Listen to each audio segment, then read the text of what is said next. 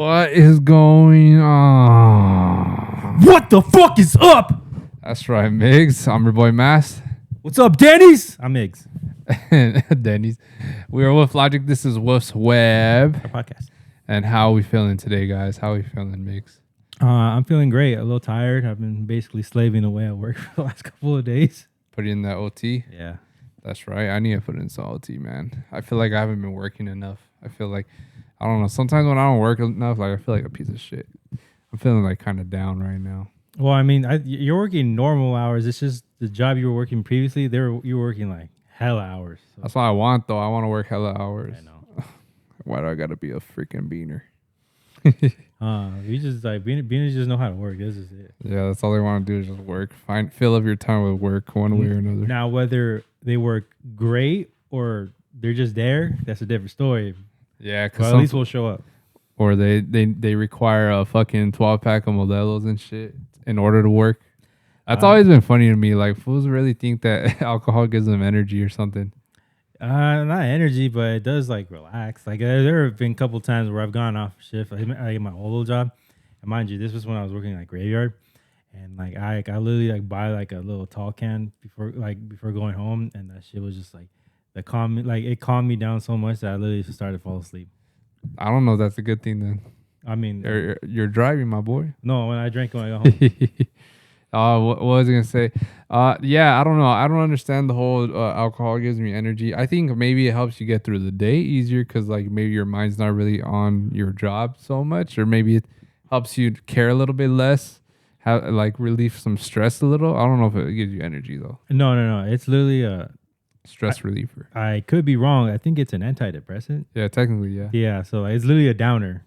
Yeah, technically, that's always been conflicting a little bit, you know, hearing that it's a downer. Yeah. I can see how it can be though, like when true alcoholics are, you know, down bad. Yeah. But I feel, you know, alcohol is kind of goes hand in hand with partying and shit, you know? It does. So I don't know. It's a weird thing for sure. I always think it's crazy. Like I've seen like videos on Instagram where these dudes like they're like, I don't know if it's like recovering alcoholics or dudes that like I think it was one guy who specifically is an alcoholic, and he's showing like his physical symptoms when he's like without like alcohol, and these motherfuckers like they're not drinking beers, they're drinking bottles like a day, and he's literally has the shakes, and like how do you let yourself get to that point? That for real, man, that's crazy right there. Well, maybe those types of people, maybe it's not just purely alcohol, maybe they also rely on drugs. So like I don't know, sometimes like your body's going to shock. Oh, that reminds me of that episode of Drake and Josh when that fool stops eating junk food and he gets like chicken pox or whatever. Oh yeah, he gets all rashes. Yeah, he gets all rashed up and shit. That's what. Sometimes I think about that for alcohol. What about like? Is there any like foods or anything that you start to feel yourself going kind of like having withdrawals for? I don't know. That's a good question. What about you? I mean, give me answer and I'll figure it out. Well, remember when I was juicing me and Kitty for like 2 weeks? Yeah, bro. That's when I was literally like daydreaming about food. I would think about food all day. It was just because we're strictly just juicing. So, and then our juicing was just, you know, fruit and veggies and shit. So, and a lot of water in between. So, the first like 3 days is easy, but like in the middle of that week, oh my God, you start to fucking like just start sweating and stressing. And like, that's when you really start getting tested is like the 4th, 5th day. And you just want to eat that food and shit, eat that meat. Yeah. But I think that was probably one of the hardest things I've ever done for sure is like going 2 weeks without food. And we're supposed to go longer too, but we're like, nah, we can't do this no more. We tried, you know, cheating and just doing like chicken salads and shit. Yeah. But I feel like that kind of made it worse sometimes. Yeah. The trick is like you eat nutrient-packed foods, but less of it, so you'll feel full quicker and more fulfilled rather than you eat like salads and stuff, and then obviously you'll feel hungry later, even though it's like less carbs. Yeah, man. I feel, you know, it's for sure a better method to like tiptoe your way into any type of change of lifestyle. Yeah. Because once you just go cold turkey, it's just, I feel like that's when it hits your mental a lot harder. Yeah, that's true, I guess. Yeah. But for me, luckily, the alcohol thing hasn't really been an issue. Me either. Like honestly, I'll be for real. I drink like socially. Like I'll drink when I'm like with people, or if there's like drinking involved. And I'm not even saying like even now, like especially now, like I've been feeling a lot where I'm like I don't even like want to be getting drunk anymore. I think the last time I got drunk, I regretted immediately like why did I drink so much, and ever since then I don't like to just like feel drunk anymore. I like to drink just to for the taste, I guess. And I guess that's just like me liking the actual taste of beer. But as far as like, oh, let's get fucking like trash, I'm like, I'm cool off that right now. Yeah, definitely with mixed drinks and like anything involving hard liquor, I think I'm cool off of. Yeah. Because I love a ice cold crisp like aluminum can like Michelob Ultra. Oh yeah. I love that. Like when you drink it, you feel like a little It's refreshing. yeah. So I like that feeling. I think when I go back to drinking, it's just gonna be strictly light beer and like I'll probably just take like 3 or 6 or some shit like that. Like a six pack for myself, because I feel light beer takes a lot more to get drunk. So, yeah, for sure those Michelob Ultras will be my thing. But as far as like shots and stuff like that, I don't know. It probably won't. Maybe for literally only for my birthday or like a Halloween party. But like for other people's parties, I don't think that's really like for me anymore. Yeah, I mean, drinking. but for me, and I'm just only saying this because of the times we have hung out with our friends. We haven't really gone crazy like that either. Lately, no. Yeah, although I don't know what they're doing when they're not with us, but like even when we hang around, we're like we don't even like we drink. Like the last time we were shooting the Maple Out, none of us drank or anything. We really just shot like that was it. Like we didn't like involve anything with drinking. Whereas like last year, like there would be like multiple occasions when we would be doing Maple Alley videos and like there was drinking involved. Not to say that's bad. That's just what it was. Yeah, I don't know what it is with the viewers that like watching people would drink though, because even I watch these fools and they always say the same shit like, oh, people want to see us drink, and it is true because you see like the comments and they all have to mention like the alcohol part of it, or I don't know what it is, but it makes people want to watch for some reason. Yeah, maybe they like seeing people make fools of themselves, or like they're hoping something like I mean that's for sure part of it for sure. But I mean, I think the only content that I've kind of gotten intrigued of watching that only strictly solely because of alcohol is the episode they had with Bradley Martin where they got drunk at their own little Mexican party. Yeah. And it's only because like this fool literally never drinks. At least he doesn't drink online or whatever. No, he only drinks with them. So yeah, when I saw that, I was just like, oh shit, that's a rare sighting, and it was funny to seeing him react to it all. Yeah. Because he was very like giggly and like it was almost as if he was high. That type of like he was giving off that type of vibe. Super cheesy from left to right. Like each cheek was fucking cheesing hard. Yeah. And so yeah, I think that was like the only time I've ever been like, oh, it's interesting watching someone consume alcohol. Other than that, I'm just like, I don't give a fuck. Oh, yeah, same. So I don't know why some viewers are kind of, maybe it's the younger crowd that likes him more. Yeah. Because they're not allowed to drink or whatever. I mean, that's fair, but man, our fucking livers. I will say, when you go to amusement parks or like carnivals, yeah, I think alcohol is not mandatory, but it's a nice addition. It definitely helps or like set the mood and shit.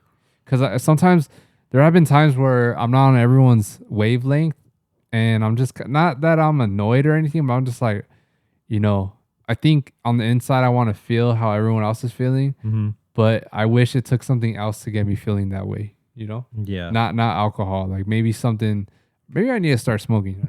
I don't know. I don't know. I mean, it's never been like our kind of thing. Yeah. It's just funny. You'd be surprised how many people offer me like, oh, you want to smoke? You want to smoke? And like, I'm good.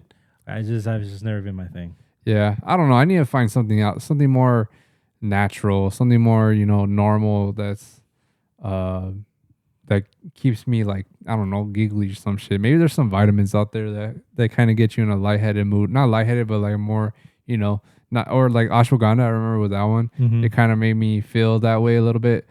I wouldn't say in like a party mood, but it's definitely like something that kind of helps your mind not really stress or anything. Yeah. Because I feel like that's the thing that keeps people from enjoying themselves when they're out is if they're over stressing about something. Yeah. It's hard for them to kind of, check out of that and check in with everyone else because you're so focused on like the bad part of what's going on in your life. And, sometimes it takes some magical fucking something mysterious to help you keep your mind off that shit. Whether it be magic mushrooms or Mary Jane. I don't know. But being around friends is kind of cool. It's kind of like a little bit of an uplifting feeling in itself. Yeah. So we just naturally just boost each other up. Yeah, unless everyone's just stressing about the same shit at the same time. Yeah, and then it gets into like a whole like trauma dumping session. Trauma dumping.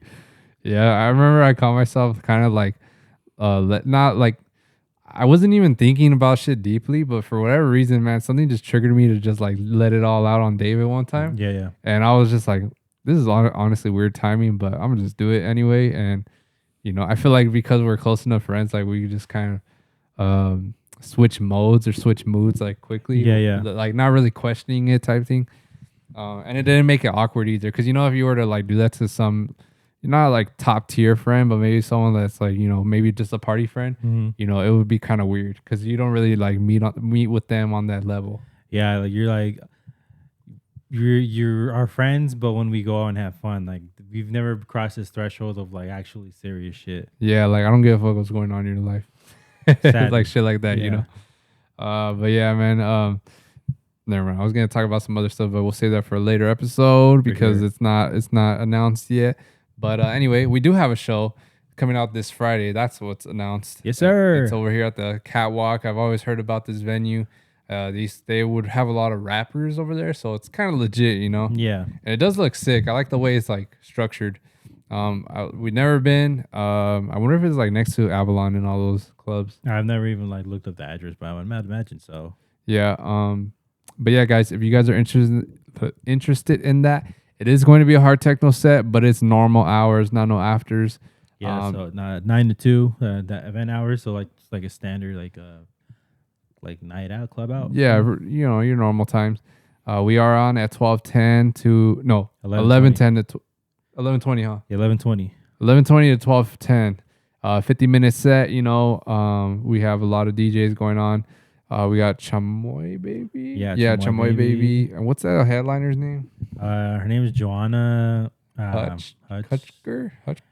Joanna something. Yeah. What's her ethnicity? I don't know, man. She's like Swedish. Did she? Correct me wrong. Have we played with her before? Yeah, it was that other time. She was wearing like okay. The button up. Yeah, that's why I was like, I knew that name looked familiar, but I was like, I can't remember from when. And then I can't seem to find. Well, I know why we can't find any of the posts about it, but yeah, that's true. Yeah, so I was just kind of guessing off it because when I was telling Alex like, oh, you want to come? He said, yeah, but then I'm like, is this the same girl you guys play with other? And I was like, actually, I think it is. Oh, so he saw the lineup? No, I sent a little flyer. Oh, I see. Yeah, we have I think we have maybe like 10 friends going. Mm-hmm. So that's cool. We do have some music coming soon. We are in talks with some labels, Yeah.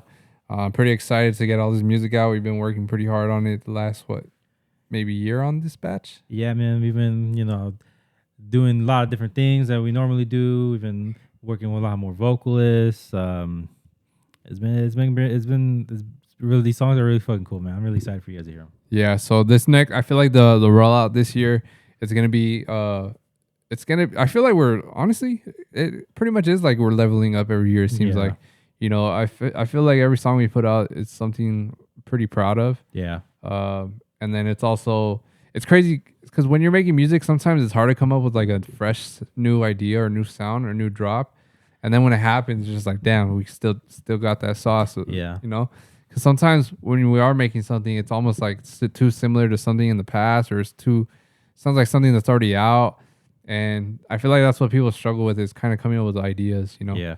You know who has been, and you've been putting me on, like someone that's just like, honestly, and I'm not even capping, he's literally like lighting a fire in my ass every time like you send me is like that, all this new Moxie stuff. Like that's who I don't know.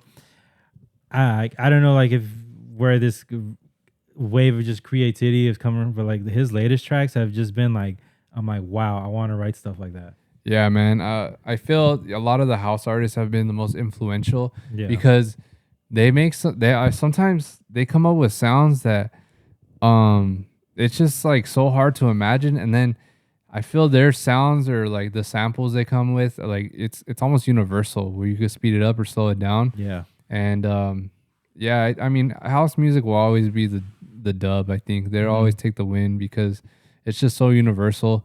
But if you could take like influences or like ideas from house and like change into your own sound, I feel like that's always the key. Yeah. It's a lot harder to do that with faster tempos, I think.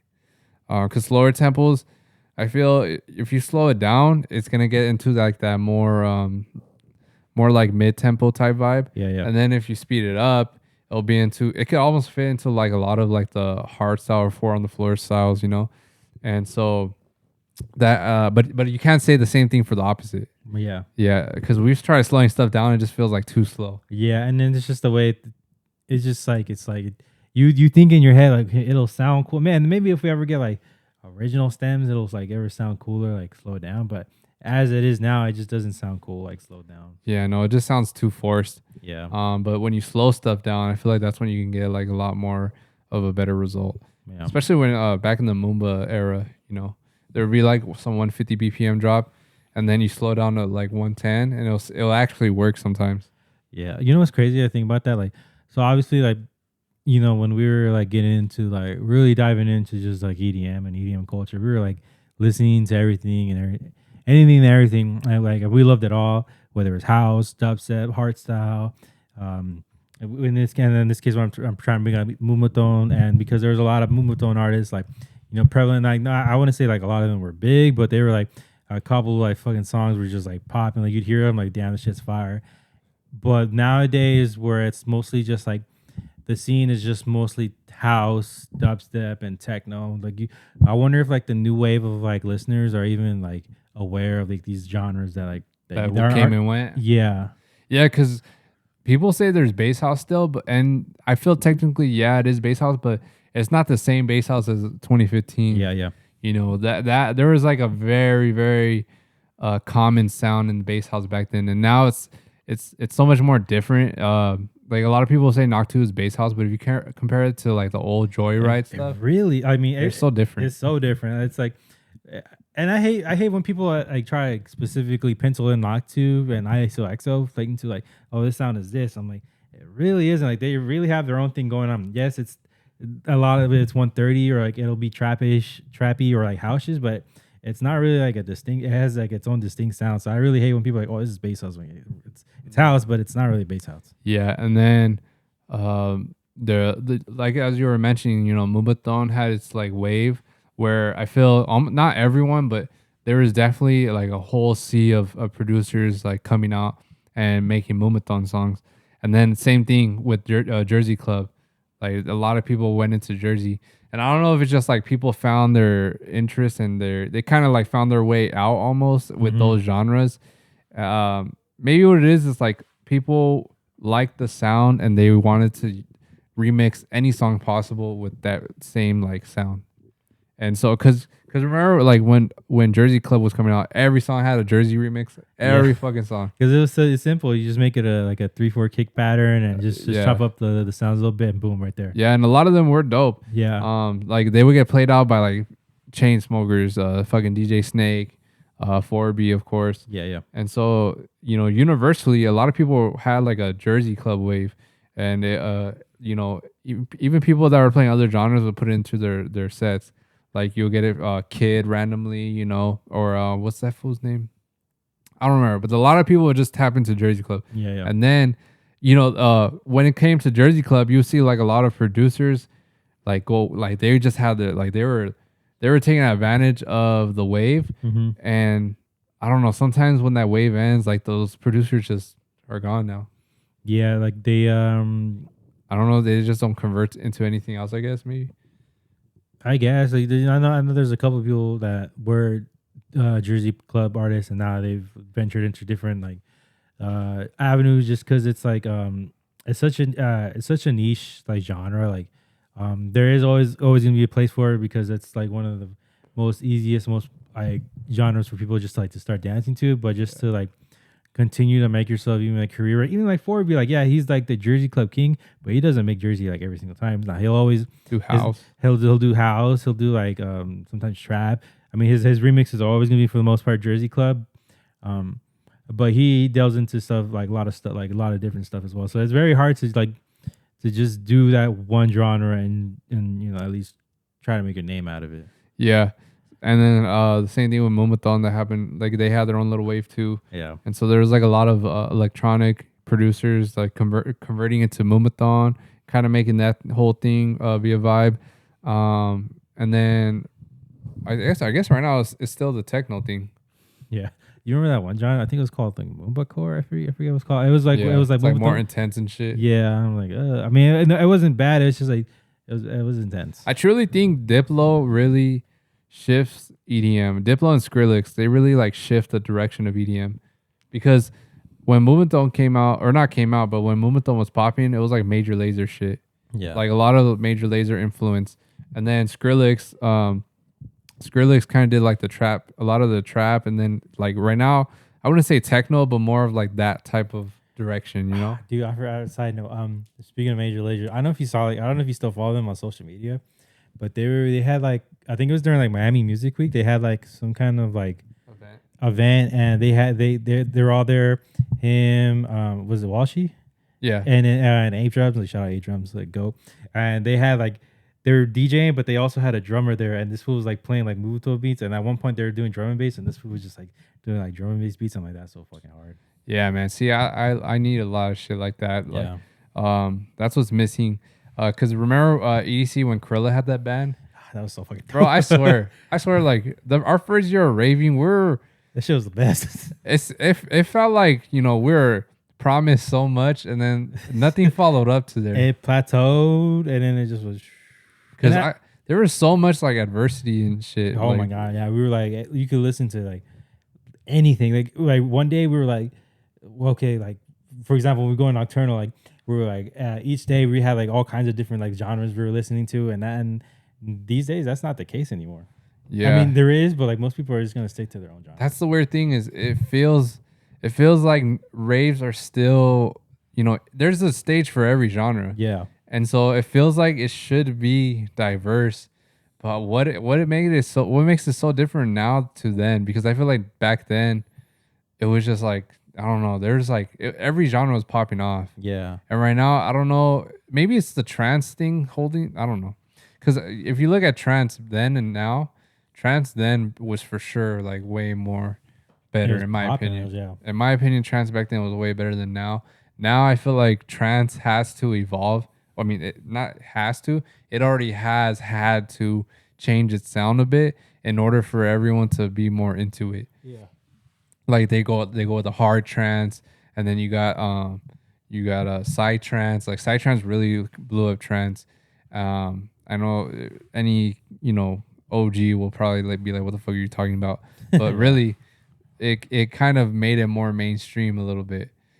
So, you know, trance, I feel like had way more staples in the past.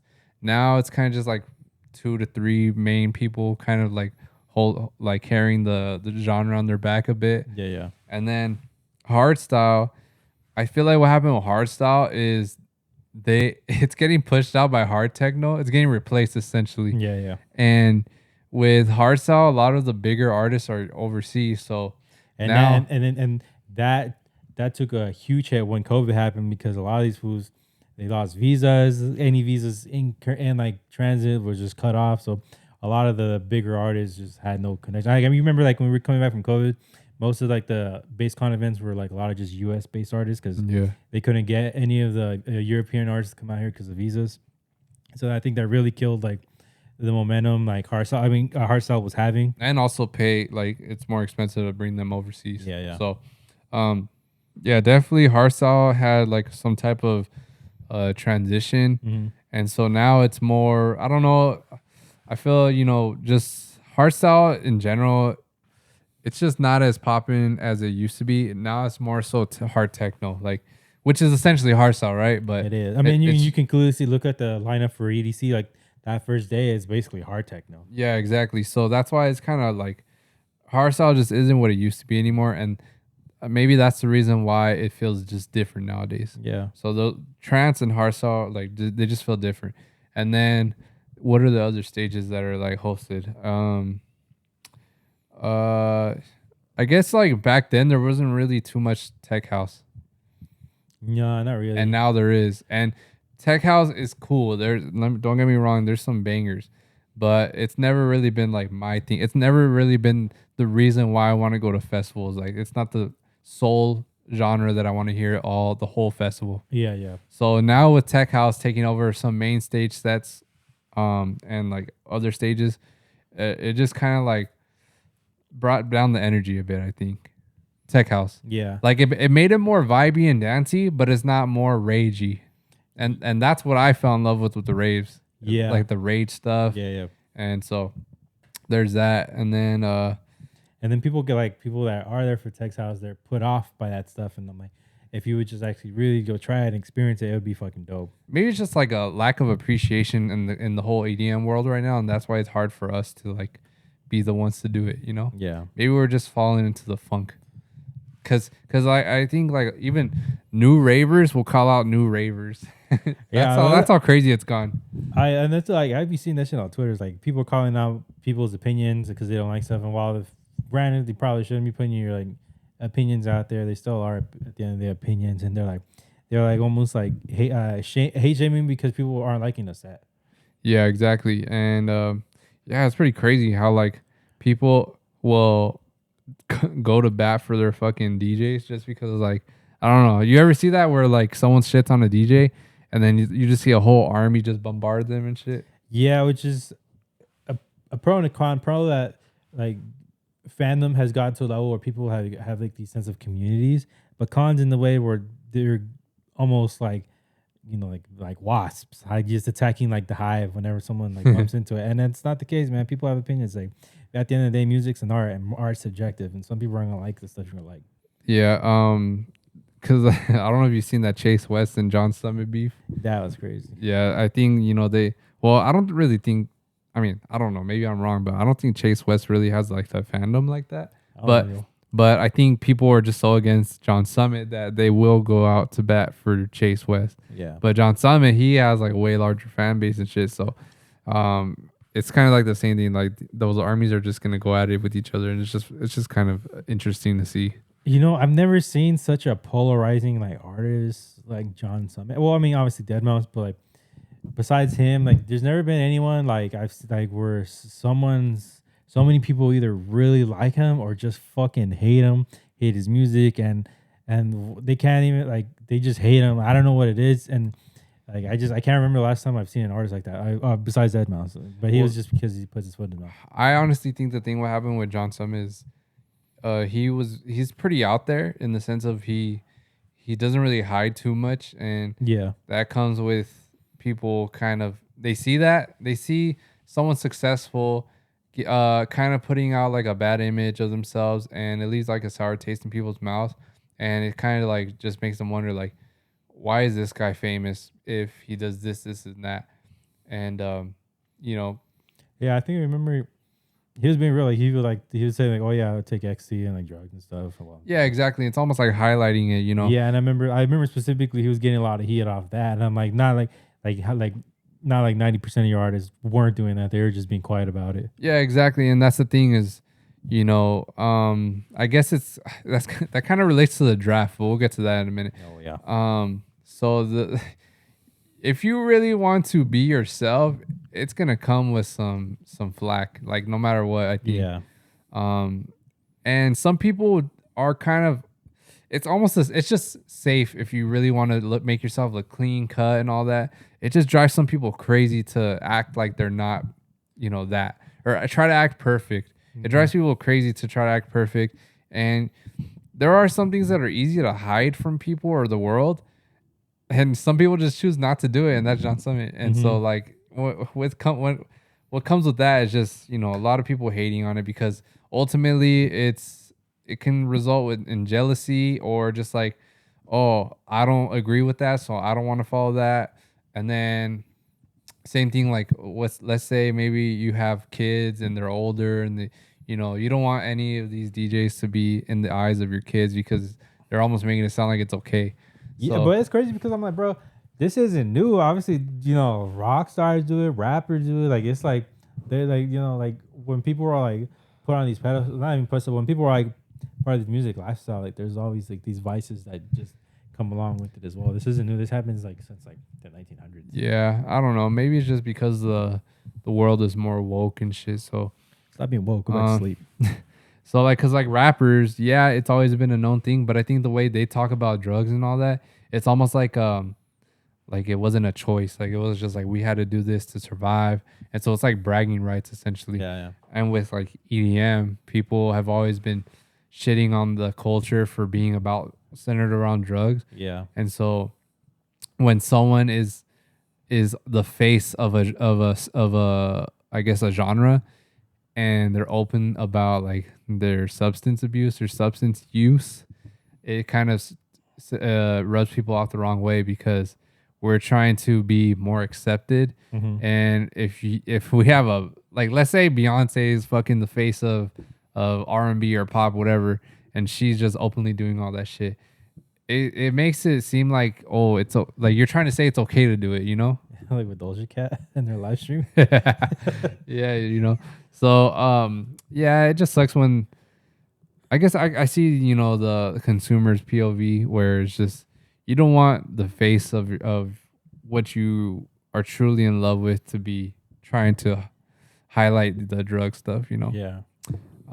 Yeah, you know, especially if you're the weird one in your family because you do this rave shit. Yeah. And people are seeing, you know, a DJ fucking be open about it. Yeah, he's like racking up lines on Yeah. CDJ. Yeah, so I guess, you know, it's probably just best for the culture if you just keep it to yourself. But you know, if you want to be open about it, it's only gonna hurt or kill your own career, you know. Yeah, it's at your own risk. How what am I the word? How transparent are you trying to be with the world? Yeah. Yeah. But anyway, on to the NFL draft stuff. Same thing with this guy, man. Shadur Sanders, he fucking fell way too damn low, all because he was himself. And his dad, of course. Yeah, I mean, I'll say I did think there were elements of his game where maybe it didn't warrant him being a first round pick, but I assume, okay, maybe he'll go in the second and third round. But when he went to day 3 and he went past the 4th round he got picked in the first couple rounds of the 5th round, bro. I'm like, bro, like, I mean, at that point it was just kind of like the NFL saying to you, like, hey man, this is like that, we don't play that shit. Yeah. I think what sucks a lot about it too, like obviously money's not a problem for him and his family. Yeah. But man, that pay differential from like the 1st round all the way to the 5th. Yeah. And then the fact that he's stuck with this team for 4 years. Yeah. And I was telling Dre about this because I was explaining to her how the draft goes. Like well, I gotta tell her, like, it doesn't matter. It really doesn't matter where you get picked.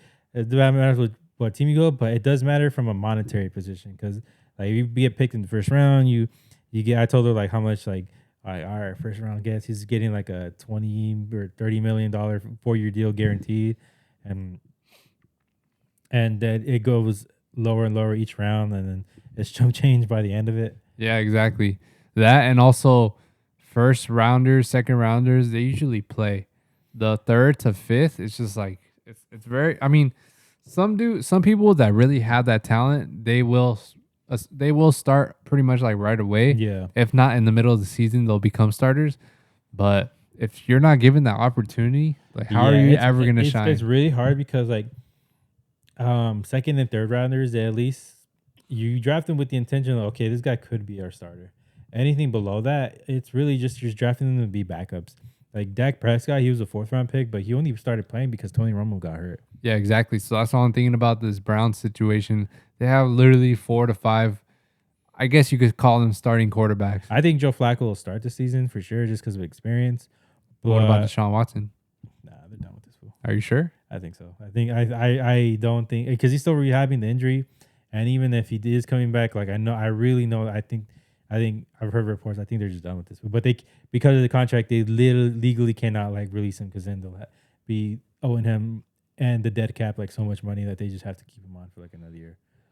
Damn. Well, which is why they said fuck it, we don't have any quarterbacks, so we'll get 5 and see what happens. And I think Shador, if he really like looks okay, like you are more than the 5th round talent if he really just puts his head down for once and just grinds it out and just shows them with their ball skills like, hey, I can be the face of this franchise. Just show him that, and instead of just talking all this shit. Because I will say, like, he probably would have been a 2nd or 3rd round pick, but because of just his attitude and just the way he was portrayed, because like while like the whole weekend was happening, I'm like, damn, this fool, he really did fuck himself over. Because there's like the way he was at like in the combine, the interviews, like the way he got invited to play at the East West Shrine game and didn't participate. He didn't throw at the combine. Like there was so many moments where he could have showed himself and he chose not to because and maybe like the rest of the world kind of put him up here. In reality, he was always this way, and because of that, they brought him down even more down. Yeah, because by then, there's probably a lot more positions that are needed in those middle rounds that they didn't really need a quarterback anymore. So, I mean, he was gonna fall either way, Yeah. I don't know. That it really does suck though. Yeah, I really thought at least the Raiders were gonna take him because I know Tom Brady's like his mentor. Yeah, I wouldn't mind him being a backup anywhere else, but the fact that they have so many fucking quarterbacks, Yeah, that's the part. Is just like, dude, come on, you literally just, I don't know. It just seems like they're not. I don't know. I don't know if they're really ever gonna start him. Honestly, I know, and that's just like he's so talented, man. Like and to waste someone's youth, like I mean, he's not in his prime, but that's damn near your prime when you're so young and shit. Yeah. I'll be real. Like when I kept seeing him drop and like they show like clips of like him, like like because I don't know for whatever reason why the fuck are y'all why you guys are twitching this shit. I have no idea, whatever. But they were twitching it, so you see like clips of like him and obviously his brother. Like shout out Shiloh, man. That's the big brother vibes, man. Like just keeping the cheer. I mean, this was he's getting drafted, and this was just worrying about like keeping Shador's spirits up. Just showing, just seeing that like they say they weren't sweating it, but like I know they were sweating. And then the thing with the prank call and that shit like rubbed me so. It was funny, but like at the time it played, bro, that shit really rubbed me the wrong way. I can't believe they really prank called like multiple players. Yeah.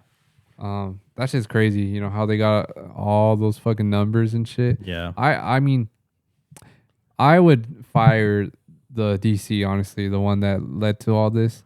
I would fire him only because, like, bro, you're in the NFL. How stupid can you be leaving shit out like that? Supposedly, Yeah. if that really is the case, because this is all just accusation type shit, or like assumptions going based off their word. But really, I think they came up with the story that will get him in the least amount of trouble. And honestly, that's just the vibe. I also think like, bro, like the apology, no matter how heartfelt the apology was, you already did the pranks. And he ain't really sorry. He ain't, and bro. And then so if anything, it's just you're better off just saying nothing. Yeah.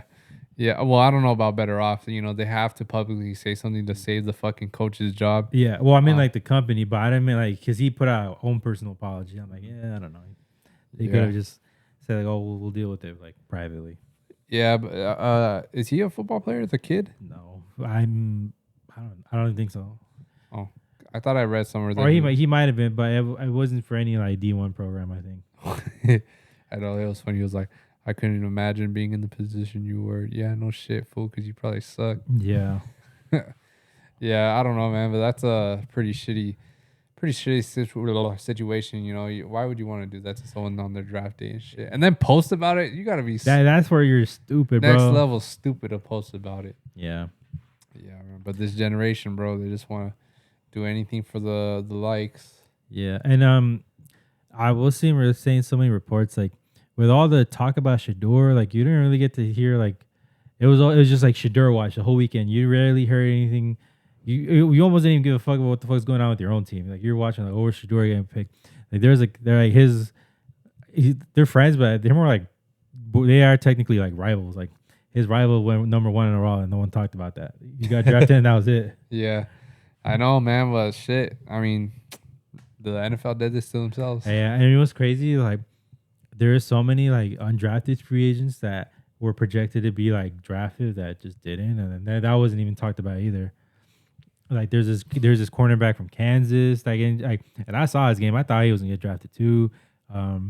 this wide receiver from Miami, Xavier Restrepo. He didn't get drafted, but he ended up getting a UDFA signing with the Titans to be with Cam Ward. That how do you pronounce his name? Ewers. Quinn Ewers. He got drafted late as fuck too, and that was a shock. That one, I feel like I think that one was a pity play because like they already have a couple backups. I think they just did it because like fuck, it's already the seventh. What was it, like 7th round or something? Yeah, 7th round. Yeah, and they're like, fuck it, we'll take a flyer on him. I think he fucked up. He had an opportunity to, like, I think he had like 1 more year of extra of eligibility, but he decided, nah, I'm going to draft, and he turned down like $3 or $4 million in NIL to go drafted. And to go that low, and you like missed out on millions of dollars. Damn, that's crazy. I feel the draft shit is like low-key kind of scary, man. It's like the unknown, especially when you're not like the projected. I mean, even now, I mean, this whole Shedeur Sanders thing changes everything about the draft. I think. Yeah. Because no, this has never happened before where someone projected so high drops so low. Yeah. Never. Like they slipped to the 2nd or 3rd round, but that fucking far, man. I don't think anyone's really safe anymore nowadays. Like that's what it feels like, at least. And so, because what I was saying is like, you have to pretty much, if you don't know that you're a locked in 1st round, like you're almost pretty much like gambling on yourself, like super, super heavy. You could go undrafted. You could go so deep into the rounds that you don't even get like that good pay, and it could just all not work out. And I don't know, man.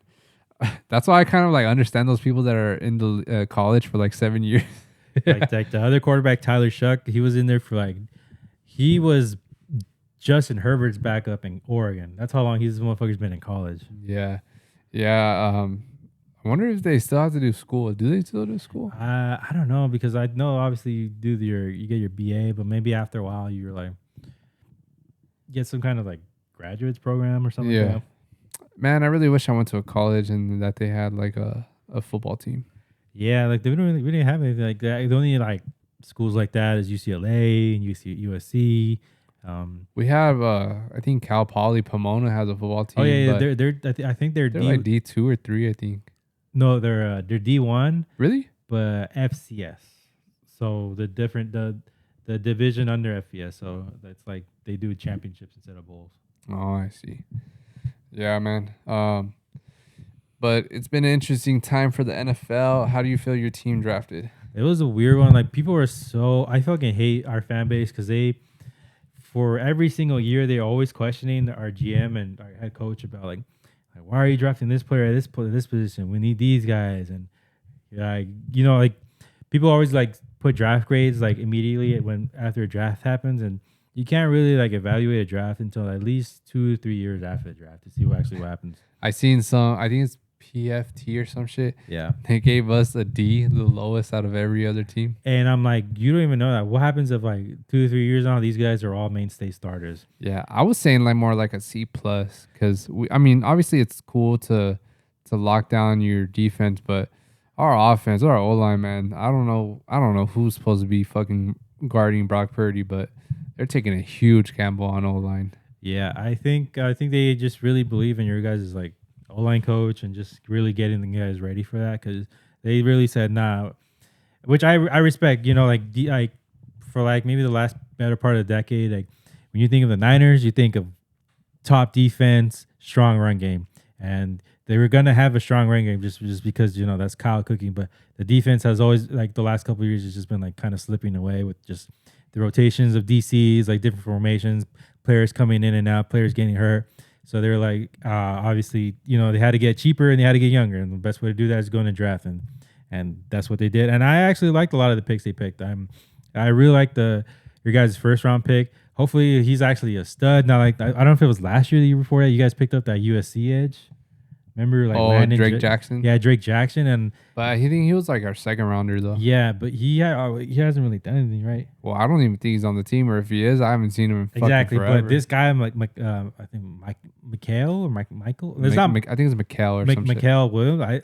I've seen his games because like when I was betting a lot on Georgia games, this motherfucker goes after the dude. Yeah, they're comparing him to Alden Smith right now. Yeah, so I really think he'll be a nice opposite to Nick Bosa, because there hasn't been like who was it last year? Leonard Floyd like last year, and he was okay, but he wasn't like he's past his prime a little bit. Yeah, he's past his prime, and you brought in Chase Young to alleviate that, but that was it was okay. Like I can't remember like maybe the last time he's had like a solid guy back into like the 2020 season. Yeah, where you guys had like your whole D line was like loaded with first round picks, and I think they're trying to get back to that because they say the best way to help your quarterback is with a strong defense and a strong run game.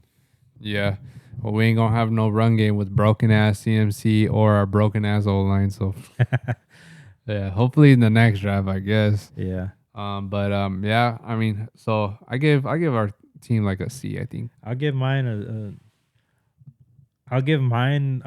B minus only because like the first guy he literally like. Remember my reaction on Monday? I was literally like, "What the fuck? What is this?" I thought we were getting running back, which we ended up getting running back in the second round, but. I think they really were going to do it, but that cornerback, they just had valued so high that because they fell in the lap, they're like, we had no choice but to take him. We signed an undrafted free agent O-line, but outside of that, we just signed like a couple receivers and running backs. Yeah. Which is not really like a big thing, but yeah, I don't know. I don't know why we didn't at least try to go sign someone. I'll be real. I think my favorite draft is we drafted this punter in the 6th round, and I'm actually pretty hyped because we need a punter, and we lost ours. I think he went to the Jags, and then we signed some other dude, but he was like old and like his like punting like rate, like it was kind of whack. I'm like, bro, like you need if you have a great defense, you need a solid punter to pin them back in the 20s so they can just pin their ears back and go after the quarterback. And so like when we signed him, I'm like, I don't feel comfortable with this. We need competition. So they signed him, and I was reading more stats, and he was probably like, I think the second best punter in the league, but. The best one coming out of the draft, and I'm like, that makes me excited because we need competition in that room. That reminds me, we still have Jake Moody. Not even any competition, I don't think either. Oh, fuck. Hopefully the Niners do good this year. Yeah. Is there anything else you want to tap into? Not that I can think of. Yeah. All right. Well, we're gonna have a short little episode this time around. We're running out of battery space. This shit is probably gonna die real quick. Yeah. So thank you guys for watching. Come to our show this Friday. Take a link in the description, and we'll see y'all next week. Peace.